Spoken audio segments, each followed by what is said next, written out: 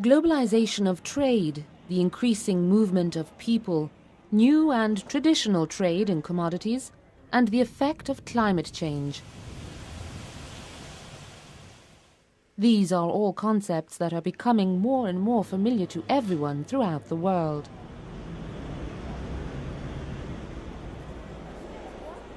However, how many of us truly understand what the implications are of the lack of dialogue and controls between countries to limit the inherent risk of exporting pests while traveling and trading? New fruits and vegetables are appearing where they've never been before. And while that's a good thing, it also harbors some risk. The risks are associated with pests and diseases that can come from different countries to another country, and they travel along with the new fruits, vegetables, and nursery plants. So the increased risk really stems from the world becoming a smaller place. The International Plant Protection Convention was created to limit the spread and introduction of pests and to protect plant resources. It now has 177 contracting parties, including the European Union, by different agencies, and aims to secure cooperation among nations in protecting global plant resources and the environment. How did this come about? The base of the IPPC goes back to the 19th century. Then there were enormous introductions of plant pests, potato late blight, phylloxera of grapevine, and those led already at that time to some international agreements and trials to get to further agreements. This all culminated in the International Plant Protection Convention, which was adopted in 1951. At that time, after the Second World War, there was still hunger in Europe. And there was much trade in agricultural produce over the whole world. That created by a number of countries the fear again of introduction of new pests and diseases. And as a result of that, they started negotiation on the IPPC. In the mid-1990s, the IPPC was officially recognized by the World Trade Organization under the SPS agreement as the plant health standard-setting body. The IPPC's standards for phytosanitary measures provide the basis for governments to protect their plant resources from harmful pests, while ensuring that the measures are scientifically justified and not used as trade barriers.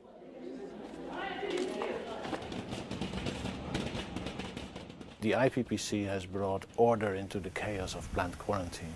Countries have been able to continue to work together and in the end come to consensus on many points, which is very much different from what happens in many other organizations and conventions. The IPPC Secretariat, based at the FAO in Rome, ensures the continuation of this work and the involvement of a wide range of stakeholders, such as industry, researchers, farmer organizations, agronomists, and civil society. I think the importance of having the regular meetings are because we have a diversity and commonality under the globally changing world situation. For the diversity, of course, we have different ecological situation, we have a different geography, and different culture and economic situation. It's really critical that people get together and talk about these things to A, look at how the world's changed and adapt to those changes, B, look to the future and plan for unforeseen events, which happen more and more because there's more and more trade, more and more travel, and C, just simply to have a community of plant protection that really is looking out for the interests of the whole world rather than an individual country or an individual region. As a result, there is a strong need of developing countries for technical assistance to trade safely. This is one of the critical concerns for IPPC.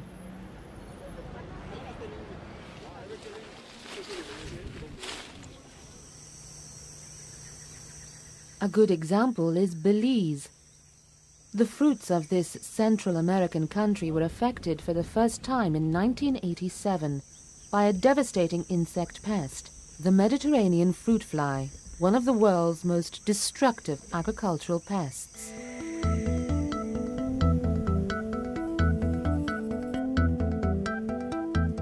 At that time, investors were planting papayas, a commodity for export to the United States.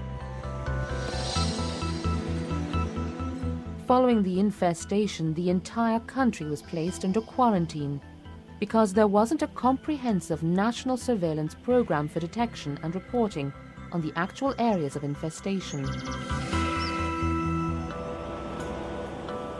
The export to the US ceased, causing serious effects to Belize's economy.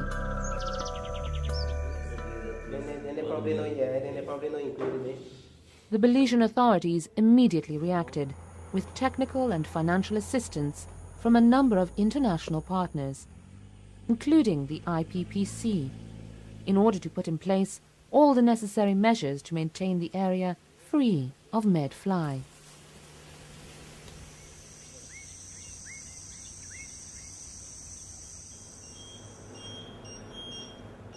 The estimated cost for Belize for this program is around $500,000 per year.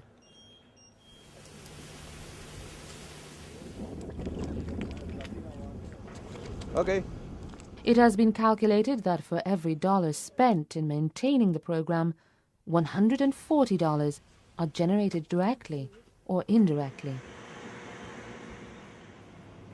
This means that having a pest-free area is truly worth the effort.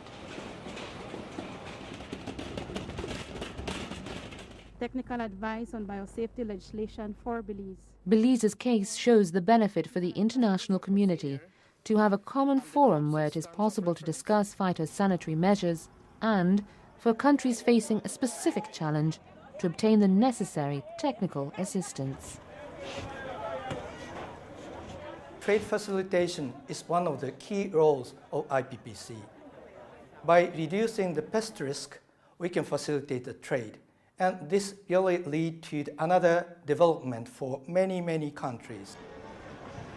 I think the donor community could focus on that tools to evaluate those countries' strong point and weak point through the evaluation tools we are developing.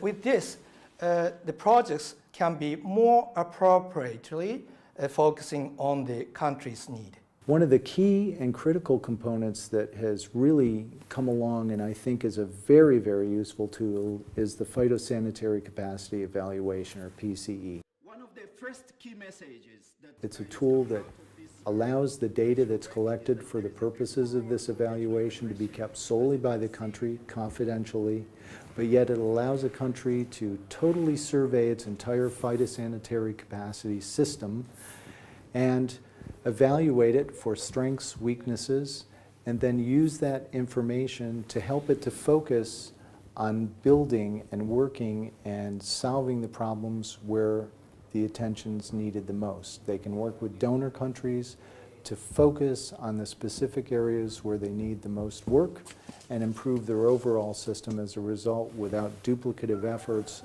or other types of activities that might not be as effective. It's a real useful tool, and I can't say enough to encourage countries to take advantage of this.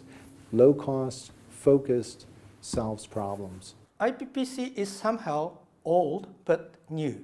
We have already 60-year history, but recent change in the world really affects our another challenges.